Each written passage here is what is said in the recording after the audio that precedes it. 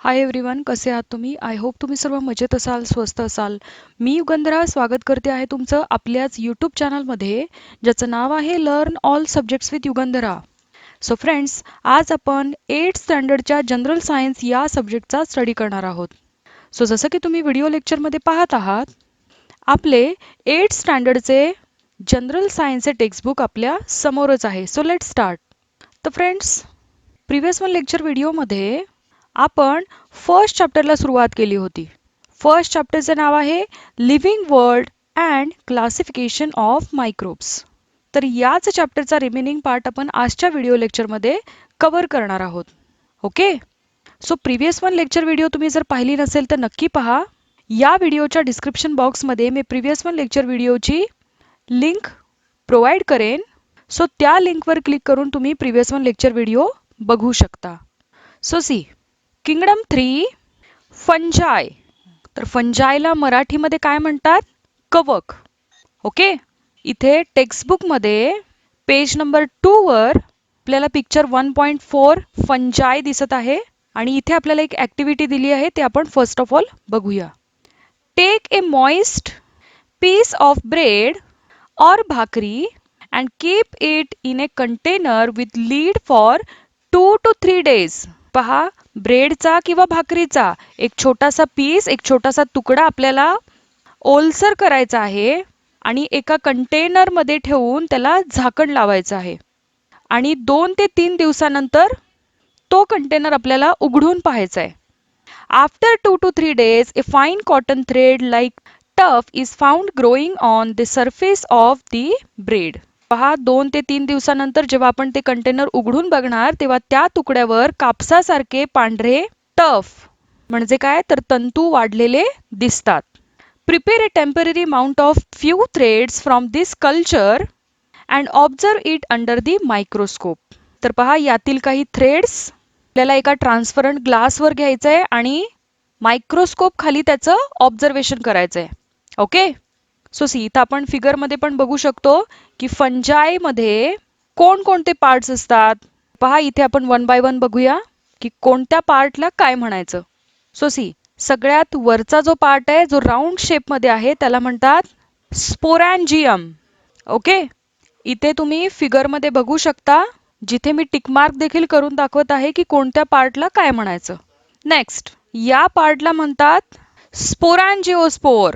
त्यानंतर या पार्टला म्हणतात कॉलमेला आणि त्याच्याच खालच्या पार्टला म्हणतात एपोफिसिस. ओके, इथे मी टिक मार्क करून दाखवत आहे, त्या पार्टला म्हणतात रायझॉइड्स आणि त्याच्यावरच्या पार्टला म्हणतात हायफा. ओके, तर फ्रेंड्स, अशा प्रकारे आपण फंजायच्या फिगरचा स्टडी केला आहे. तुम्ही ऑब्झर्वेशन करू शकता. Next, institutional work. National institute of virology Pune is involved in research on viruses. तर पहा, national institute of virology Pune ही एक व्हायरस संदर्भातील म्हणजे विषाणूंच्या संदर्भातील रिसर्चचे म्हणजे संशोधनाचे कार्य करते. This institute has been founded in 1952 under the jurisdiction of Indian Council of Medical Research. तर पहा, Indian council of medical research यांच्या अंडर 1952 मध्ये या इन्स्टिट्यूटची स्थापना करण्यात आली. ओके, नेक्स्ट, आता आपण किंगडम फंजायचे कॅरेक्टरिस्टिक्स बघणार आहोत, म्हणजे त्याची लक्षणे पाहणार आहोत. सो फर्स्ट आहे, these are non-green eukaryotic heterotrophic organisms. पहा, फंजाय किंगडम मध्ये नॉन ग्रीन युकॅरियोटिक हेट्रोट्रॉफिक ऑर्गॅनिझमचा म्हणजे सजीवांचा समावेश होतो. सेकंड कॅरेक्टरिस्टिक आहे, मोस्ट ऑफ देम आर सॅप्रोट्रोफ्स. म्हणजे काय तर त्यातील बहुसंख्य फंजाय हे मृतोपजीवी आहेत. सॅप्रोट्रोफ्स म्हणजे काय तर मृतोपजीवी. They feed upon decaying organic matter. म्हणजे काय तर कुजलेल्या कार्बनी पदार्थांवर ते जगतात. Then third characteristic, their cell wall is made up of tough and complex sugar called chitin. तर पहा, फंजायची सेल वॉल ही कायटीन या कॉम्प्लेक्स शुगर पासून बनलेली असते. Then fourth characteristic, some fungi are thread like and many nuclei are present in the cytoplasm. It means काही fungi हे thread like असून many nuclei are present in the cytoplasm. Cytoplasm मध्ये nuclei present असतात आणि किती present असतात तर many nuclei म्हणजेच असंख्य केंद्रके असतात. Then fifth characteristic, इथे आपल्याला examples दिलेले आहेत.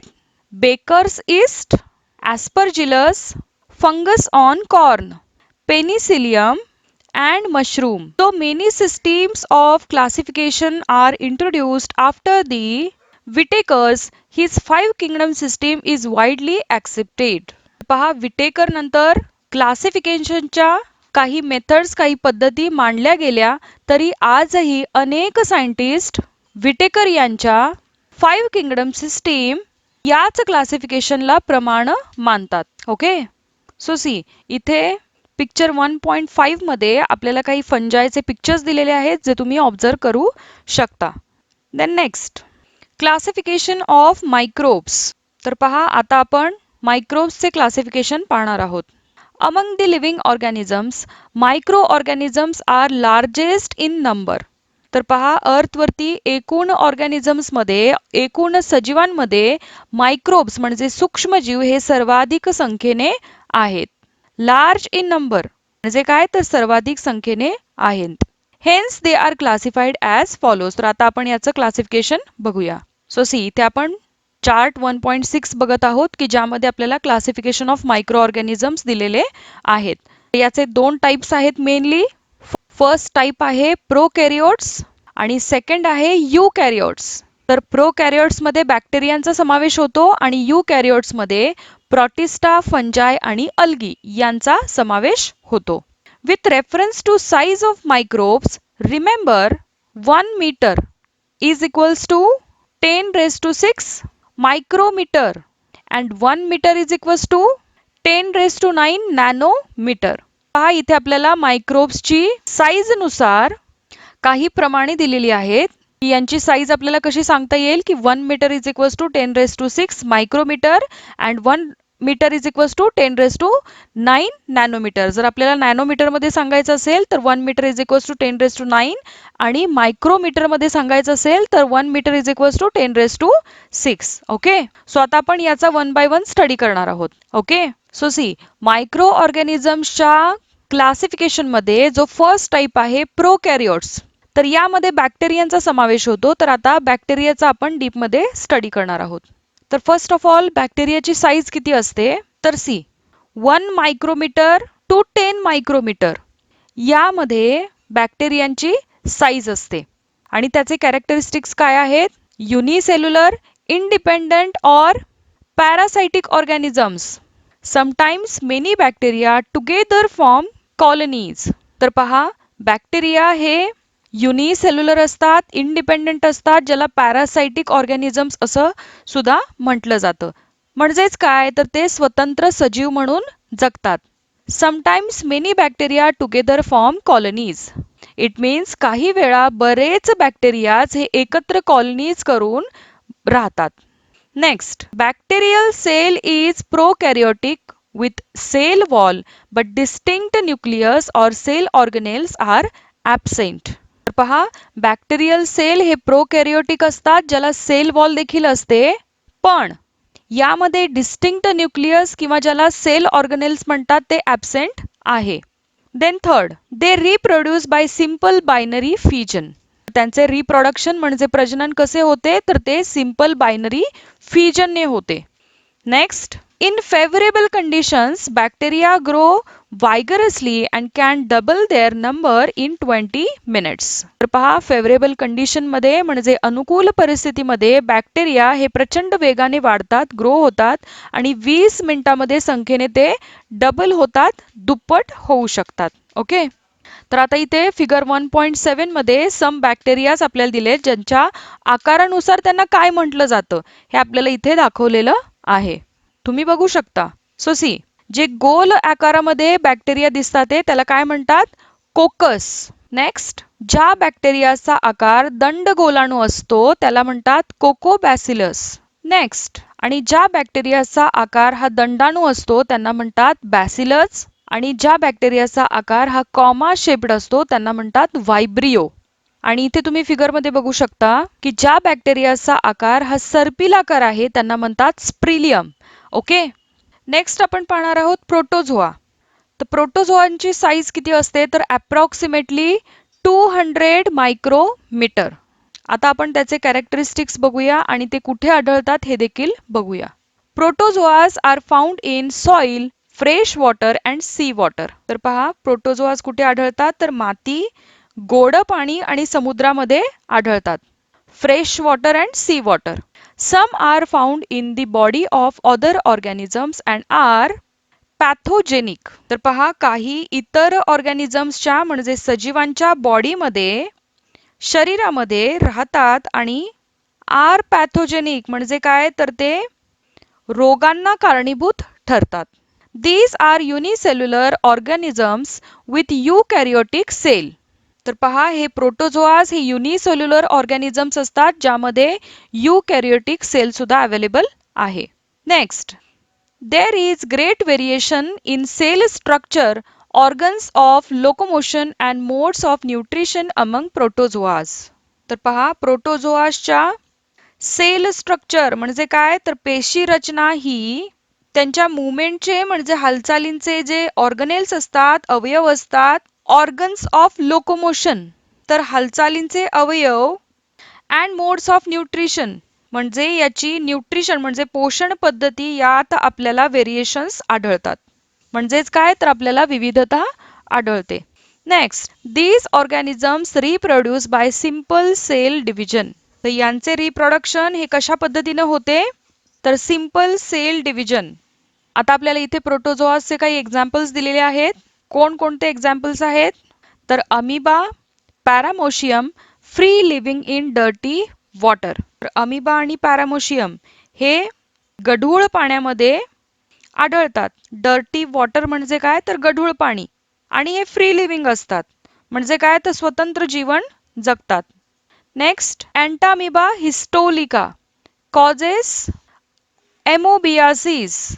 पहा अँटामिबा हिस्टोलिटिका हे एमोबियासिस होण्यासाठी कारणीभूत होतात. Next, plasmodium vivax causes malaria. तर पहा प्लाझ्मोडियम वायवॅक्स मुळे काय होतं तर मलेरिया होऊ शकतो ज्याला हिव ताप असं सुद्धा म्हणतात.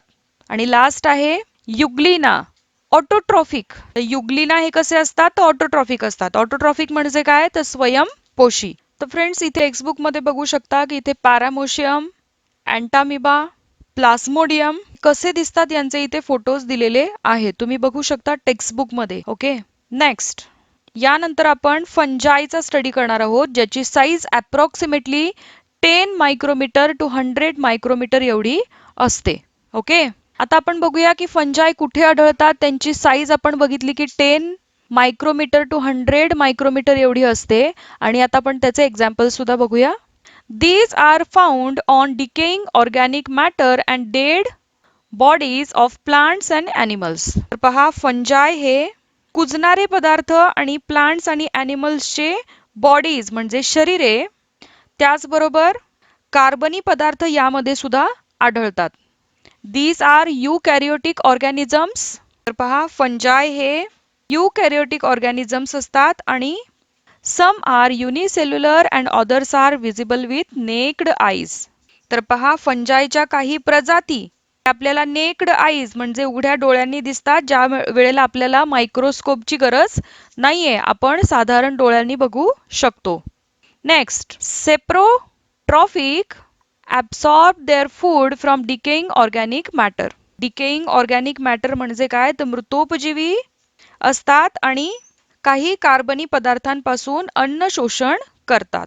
Next, reproduce sexually and asexually by cell division or by budding. तर पहा इथे काय म्हटलं आहे तर त्यांचं रिप्रोडक्शन हे सेक्शुअल आणि असेक्शुअल पद्धतीने होते by cell division or by budding. Okay, इथे आपल्याला काही एक्झाम्पल्स दिलेले आहेत.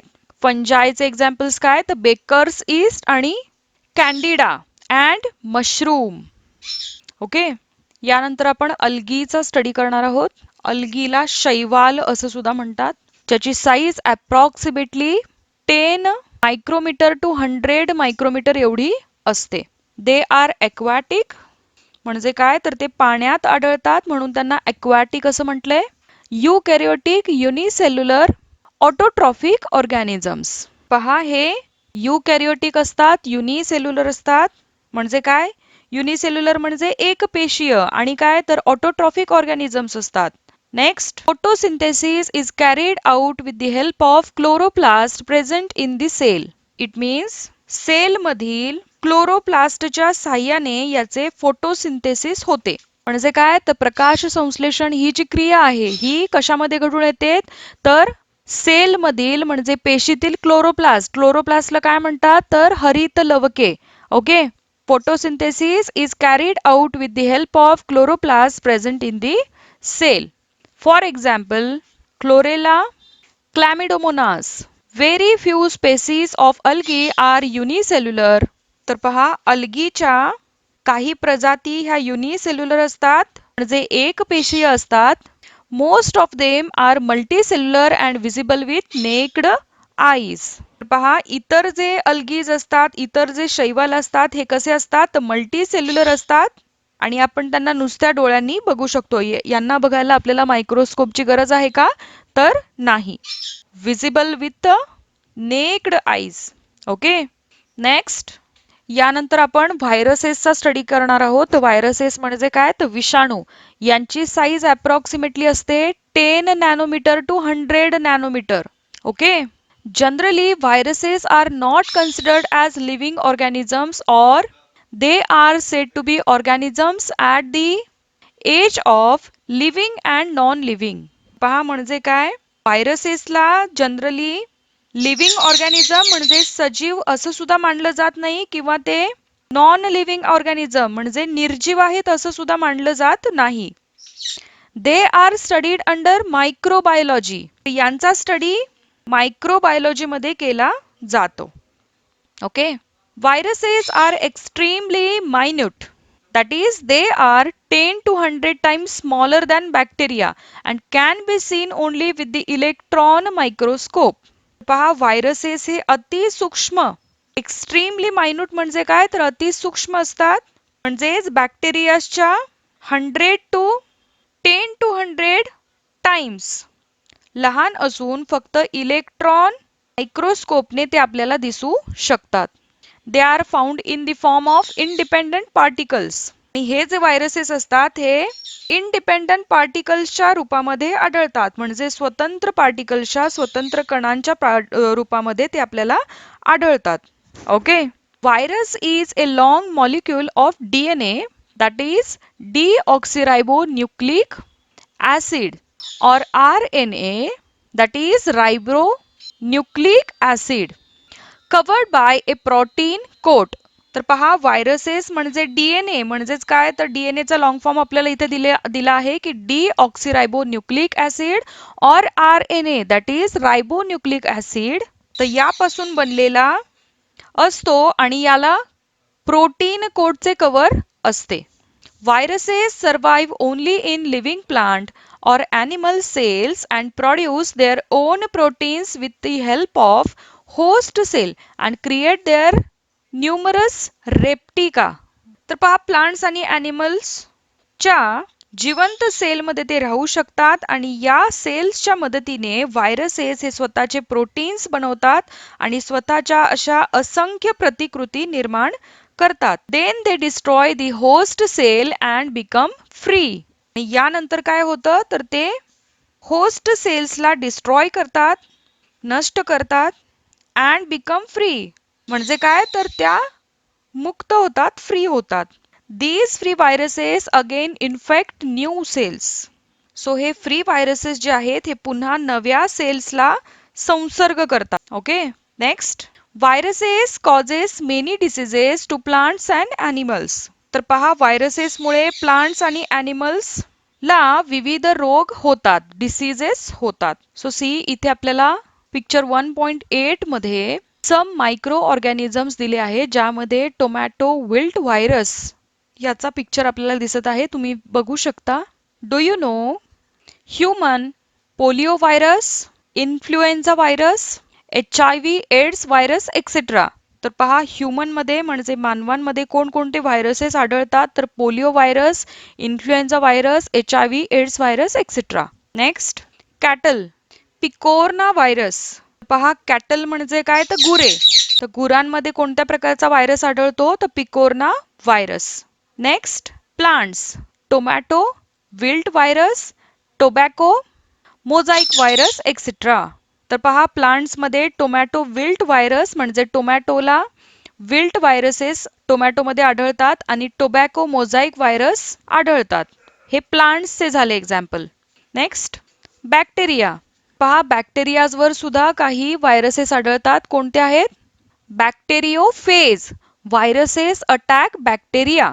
पहा बॅक्टेरियांना सुद्धा बॅक्टेरियोफाज हे विषाणू म्हणजेच व्हायरसेस या बॅक्टेरियाजवर हल्ला करतात, अटॅक करतात. तर फ्रेंड्स अशा प्रकारे आपण फर्स्ट चॅप्टर कव्हर केला आहे. सो आजचे व्हिडिओ लेक्चर आवडल्यास नक्की लाईक करा आणि आपल्या व्हिडिओज शेअर करायला विसरू नका.